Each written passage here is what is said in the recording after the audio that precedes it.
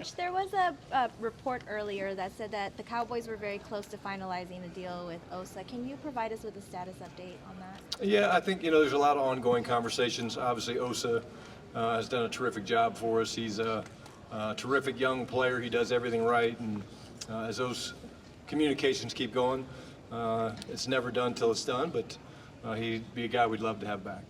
I know you haven't had a lot of time to reflect here, but 1 month as a head coach for the first time in your career, how would you describe what this past 4 weeks have been like for you? Really busy. You go to sleep at night, you have a pretty good plan of what the next day is going to bring, and you wake up and there's certainly things that you anticipated, but wake up in the middle of the night and you're like, okay, I got to do this. I didn't think about that. So even being in it, David, for 25 years, there's things that pop up that you're just kind of like, wow, I hadn't thought about that. So I'd say the other head coaches have been amazing. They've reached out to me. They've been awesome as sounding boards, but the staffing was probably the most difficult part, but also the most enjoyable part.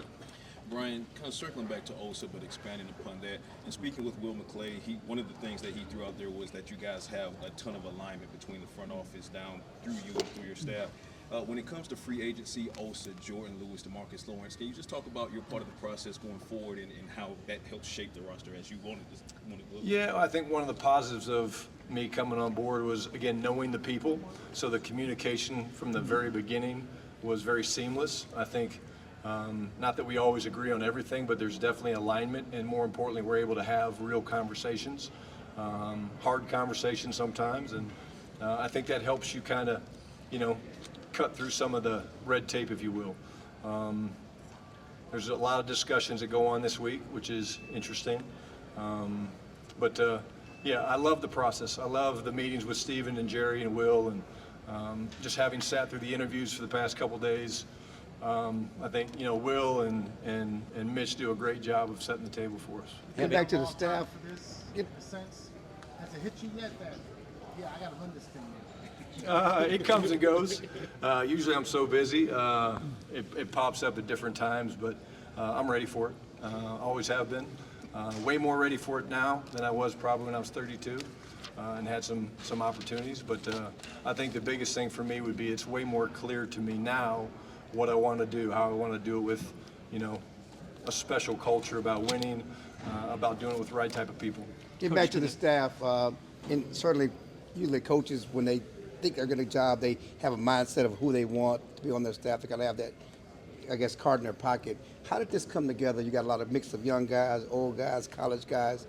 How did that come together, and what was the philosophy behind your staff? It's a great question, Clarence. I think, this is something that I've done for a long time, which means spend the off season, the summer. My wife gets mad at me, but tracking coaches.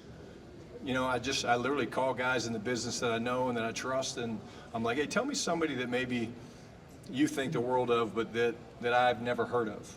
And, it's such a close-knit fraternity that guys are happy to share good people with good people. I think there's 3 guys maybe that I've worked with before that weren't carryover guys. When you asked me initially how the staff was going to come together, did I think that would be the case?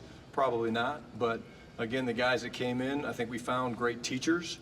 We found guys that were incredible people, and I have a real big belief in fundamentals. And so I think if you look at all the coaches that we've added, both young, old, the ability to train fundamentals and the developmental process of our players is critical. Coach. And one last thing, I know for a fact our players are going to feel the passion and energy of this staff. This staff is awesome, just in terms of the energy, the way they want to teach, the way they want to be on the grass. So I can't wait to see us get to work here in a couple of months. What drew you to Junior Adams, and how did he get on your radar? Again, another guy I've been tracking for a while. You can't not see the guys he's developed, going back to Cooper Kupp and Puka Nacua.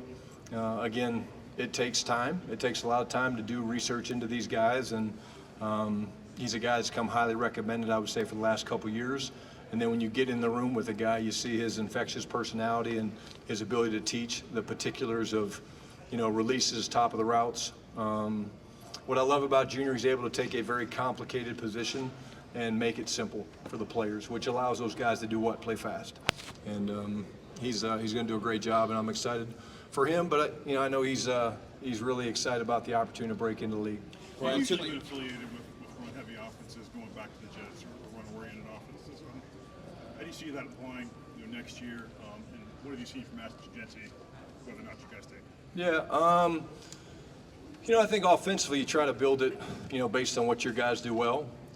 I got in trouble for letting Russ cook a little bit back in Seattle, but some people got the joke, some people didn't. But no, I mean, again, at the end of the day, you have to be able to run the football. I think we've made a commitment that we want to be great on both sides of the line of scrimmage. That's a huge part of it. The way I say it is when teams know that you're going to run the ball, you have to be able to run the ball and conversely stop the run. But again, depending on how the roster is built and how it's constructed, we want to, be able to feature our guys and what they do well, and we want to be multiple.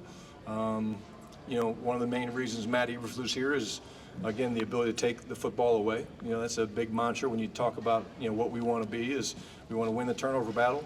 We want to own both sides of the line of scrimmage. We want to attack with our playmakers, and then at the end of the day, we want to be a team that plays incredibly hard for one another. Brian, going back to On Genty, yeah, again, just early in the process. Seen a lot of his highlights late at night from the West Coast. Going back to the balance of your coaching staff, obviously this is your first NFL combine as a head coach, and you have some, first-time NFL coaches like Connor Riley, but you have those who are experienced as well, Matt Eberflus and some of his staff. What's the process been as far as the acclimation of all of that at this NFL combine? Well, it's been long days, honestly. We really brought the whole staff up here. We've been doing a lot of football in the morning. Guys get pulled away to do interviews and things like that, but what's been really cool is watching the experienced coaches lean into the younger coaches. And we've actually, even in some of the interviews, we've had some of the quality control guys do some of the interviews. Now, why would you do that? Well, you do it to develop your younger guys. And so to watch a J.J. Clark, to watch a Ramon Chinyong go through the interview process and taking these guys through the process, it's great for us as coaches to evaluate them, but also for Will and Mitch and Chris Vaughn to see those guys in that role, because at some point when we win games and guys begin to move on, those are the guys that we're going to be, promoting from within. Coach, earlier in the week, Pete Carroll was pretty effusive in his praise for you. What does it mean to receive an endorsement like that, given your history? Incredible. Pete, was so good to me.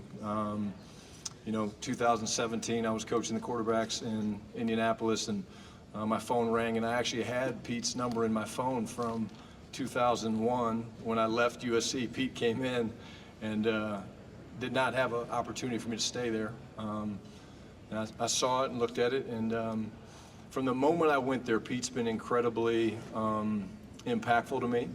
And what do I mean by that? I mean the way he looks at the game, the way he wants people to let their own personalities shine and not kind of put people into a box per se. I think that's one of his greatest strengths, even at his age. His energy, his juice, his passion. Again, it was a hard breakup. It really was. I laugh about the let Russ cook thing. Pete and I truly just agreed to disagree. We set franchise record for most points scored, and we just kind of saw it going different directions. But the guy's a Hall of Fame coach. I mean, to do what he did at USC, to do what he did, at Seattle, and what he'll do in Las Vegas, and very powerful for me because here's a guy that talked a lot about when he left. I think it was the Jets, New England. I can't remember, but he took a year off. He literally got a notebook out and he wrote down everything that he believed in. And he challenged me on that from the first day I was there. He said, Schotty, he goes, in a lot of ways, you're a football savant. You've been around the game your whole life. There's things that you've learned along the way that you don't even know you've learned. But what do you really believe in? And I thought that was really, really cool. And he didn't have to do that. Yeah, amazing coach that I truly probably, of all the coaches, including my father, he's the guy I probably model myself the most after. Brian, you've walked around here in combines in the past. Maybe you could go unnoticed at times by fans and media and things. This week, what has that been like? Have you noticed more people knowing who you are and where you are and where you're going, what you're doing? Actually, Chad, I haven't gotten out much, to be honest with you. It's been nonstop. There's a lot of work to be done. again, other than a few autograph seekers, it's been pretty normal. But I would say literally so proud of the staff. I mean, like literally, it feels like we're in season a little bit right now in terms of the hours. You know, we're putting in an offensive system, right? Making some adjustments with Clayton and the new guys coming on. Flus has, again, been incredible in terms of what he's trying to do with the new pieces and the new coaches, you know, Aaron Whitecott and guys like that. So I haven't had a whole lot of time. And then, again, this is the time of year where coaches kind of get caught up, if you will, on the whole player acquisition part of it. You know, you're kind of, okay, all right, these are the free agents. Okay, ooh, the draft, like we just talked about Genty. Like, I know who he is, but again, have I studied him? No. You know, we just got the staff done, 10 days ago, and then you dive into the playbook and all that. And so it's been a lot of long hours, and I really haven't had time to say what feels different. You could have stayed home and had the staff at home and done a lot of that stuff. Why was it important to bring them here? I think we learned a couple years ago with Mike, when I took over as the coordinator, that when you stay back and some guys go, things get lost. And so it's just better to move the whole shop. And again, kudos to Jerry and Steven and being willing to do it. And it's certainly expensive to do it, but you bring everybody up here, and we all got in here on Sunday, and Monday morning was no different than working out of the Star. And we just worked most of the day on football, and we got pulled away to formals. And otherwise, what happens is a guy gets caught on a flight and he's flying and he misses something, and just the attention to detail is not the same. I think we learned that a couple years ago with what we tried to do with Mike. Brian, would you mention real quick? Would you mention Mike? Is there anything though that he did? Recently, the grades came out from the NFLPA, and he's gotten A's the last 2 years. So obviously, the players like things that he's done. Is there anything that he's done that you plan on trying to continue? Oh yeah, ton of things. Mike's an incredible coach. You know, I'll put my fingerprint on it for sure, but you know, Mike's an awesome coach. You know, Mike and Jerry had a lot of hard conversations and ended up not working out, but I will never talk about Mike McCarthy in any way but hold him in the highest regard. He's one of my best friends in football, an amazing coach, an amazing mentor to me. And he'll be back on the sidelines before too long. Brian, you're a play caller. What are you looking for from your relationship with Clayton, and what do you need from him as the offensive coordinator? I think it's kind of cool because it's a little bit what I was doing for Mike. You know, Clayton's going to be very impactful for me in putting together the game plan. I think as the head coach, you always think you're going to be able to be in all the different meetings and things like that, and I'll be in most of them, but you're going to get pulled away. There's going to be things that come about that you're like, okay, wasn't in there for that. This guy is just incredible in terms of his foundation of teaching fundamentals. And he's been a kind of a fast riser, if you will. I remember meeting him a couple years ago. He's coaching the tight ends here in Indy, and just walking away from the conversation before a game and being like, okay, that guy's different. And then to see the success he had in Arizona, he's a guy that I've kind of been tracking and saying, hey, if ever given the opportunity to be a head coach and being the play caller, a guy like this would complement me in some areas that I quite honestly need to be complimented. And I'll be good for him because I did this for the last 2 years with Mike, and so I think we'll work very, very well together. Brian, we've talked a lot about the running game, and certainly we talked earlier about Genty. What does a Schottenheimer what does a running back look like in your system? Do you have you looking for a zone runner and your offensive line? What does a running back and an offensive lineman look like a Brian Schottenheimer system? Running backs first? Yes. You want a guy that's got vision. You want a guy that has contact balance. The fronts that we're seeing, the fronts that we're facing require guys to be able to make hidden yards. You know, whether there's a free safety in the hole or there's a linebacker or a defensive lineman coming off at the point of attack, you got to have a guy that's willing to run through arm tackles. I do believe that you have to have the ability to catch the ball coming out of the backfield. Why do I say that?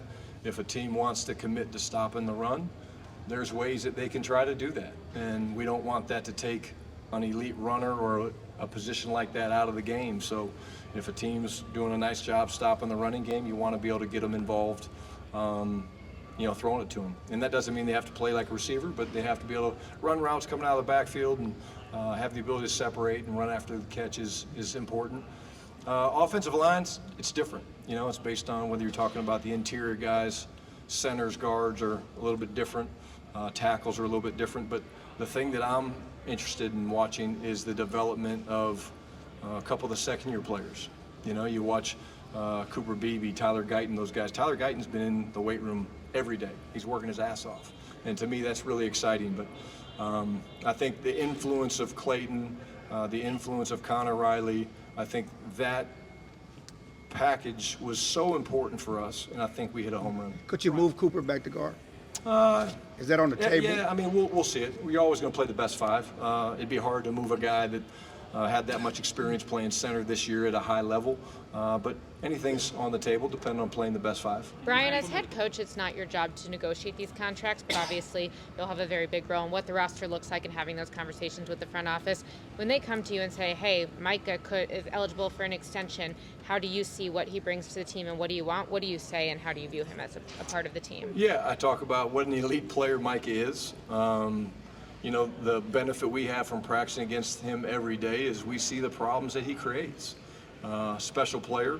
And I think that the conversations that Jerry, Steven, Will, and I have had along with the staff have been so open and honest, and that's what gets me excited. It really does. It gets me excited because there's alignment, there's a vision of what we're trying to do, doing it with the right people. Again, we talked about Osa earlier. Mike is an elite young football player that has barely scratched the surface. And so I think the best thing for me is how comfortable we all are at having those conversations about Micah, J. Lou, the direction we want to go from the offensive line to the defensive line. It's not just one position, it's really all of them. In those honest conversations, do you talk about the timeline with CD missing training camp last year and several others in recent franchise history? Do you talk to them about the value of getting those deals done sooner? Yeah, I think they understand that. But again, look, the business of the NFL has become so big, and again, it's a two-way street. You know, there's negotiations, and sometimes those negotiations take time. But it's our job to focus on the guys that are there, and again, you know, it's part of the game. It's part of the business. Brian, you mentioned alignment. Is there a desire from you and the alignment that you do have in the front office to be able to go out and add talent through free agency? Steven talked about being selectively aggressive. What's your take on free agency? Yeah, I think, you know, as you look at it, you always want to look at your own roster first. You know, so who can we bring back? Who are the guys that we feel like are cornerstones of what we're trying to get done? I believe in this, Nick. I think that there's talent acquisition, which is adding players, okay, whether they're internal, external, whatever that is, but there's also talent development. And I think that's where we're focused on right now as a staff is, okay, not just guys that are free agents that we want back, but let's take a Tyler Guyton, for example. Let's take a Deron Bland, for example. And what is the plan for them that we came up with as coaches to help them get a little bit better? You know, Jake Ferguson a couple years ago, you know, Lunda Wells had an incredible plan for him, and so Ferg had an incredible second year. So that's kind of where our focus is right now. It's just, okay, each guy, and it's not just, okay, these are the 3 areas that we want to improve on. That's easy. We all can, you guys could look at it and say, hey, these are the 3 areas that we need to improve on player X, but it's the plan of action that makes the difference. Okay, well, how do you improve a guy's change of direction, or how do you improve a guy's ability to get off blocks and separate or tackle? And so those are the things that we're currently trying to do along with the playbook to develop our guys in-house. Brian, going along with that, head coach in Chicago, has he given you any advice in terms of how to approach your first time as a head coach? He's been great. He's been an incredible sounding board. Again, competed with him for a long time. Think the world of him. You know, I think you see and you watch the way our defense is going to play, the way they're going to run to the football, the way they're going to tackle. Talked about a little bit the commitment to owning the line of scrimmage. I think that was just an incredible hire for us, and one, quite honestly, that a lot of people were trying to get him, and we were able to get him, which is great for me, not just as a coach, but as a man. You know, kind of in the same stage of life. We're about to be empty nesters, my wife and I, and he is an empty nester, so we talk about that quite a bit as well. In the initial phase of free agency last year, the club only added 2 players in that first stage. Steven indicated you would add more this time around. Would you like to add more in that stage, just as you look at his roster and see where you are in the development of the players on the staff now? Well, I think, again, it's a tough question. You know, David, I can't answer that. It depends on what players you're talking about. Like I said, we're always going to start with our guys. We know them, right? We've got history with them. We've developed those guys. We understand their strengths, their weaknesses, what they bring to the table from a culture standpoint. So, again, it all depends on how things go. It's a very competitive business. It's a very competitive time of year. There's incredible dialogue going on all day, every day here in Indianapolis. I've learned that. And so I think that's the exciting part about this time of year is you really are competing with these other teams that want to come in and acquire your players. And we're going to make it very tough to let those guys leave. Brian, you already had a relationship with Dak going into this role, but what kind of conversations have you guys had since you became the head coach, and what type of dialogue do you want to continue throughout the offseason? Yeah, honestly, it's been more about life. You know, he and I love one another. We care about one another, just like I do all the guys, CD, and excited to get to know more of the defensive guys. I think I've got a great relationship with a bunch of the guys on defense as well. I would say most of my day is spent walking the halls, you know, and getting a feel for the players, like I talked about, seeing Tyler Guyton down the weight room, you know, and bumping into Dono in the training room the other day. That's part of changing the culture, and that's part of letting these guys get to know me on a deeper level. But you know, Dak and I talk about being dads and fatherhood, and there's been a little bit of just, you know, fun talk about skiing, but you know, at this time of year, we're not focused on that. We're focused on other things, and his rehab being one of them. He's kicking ass. He's doing great, and special man. Brian, real quick, it's expected that Zach Martin will retire this offseason. Can you just talk about, you know, him as a man, him as a player, and just how the challenge of, you know, the next man up coming up to fill those shoes, or try to fill those shoes? Yeah, I think special person. I've only been around him for a couple years, but the way he works, the way that he puts his body on the line, the way he goes through the process from Monday through Saturday that people don't realize to go out there and perform at the level that he did. No question that if that does in fact happen, that he'll be in Canton here in the next couple years. If I don't get an invitation, I'll be pissed. Hell, we might be playing in the game. You never know. But special man, incredible player, but a better. We all silly like the mayor.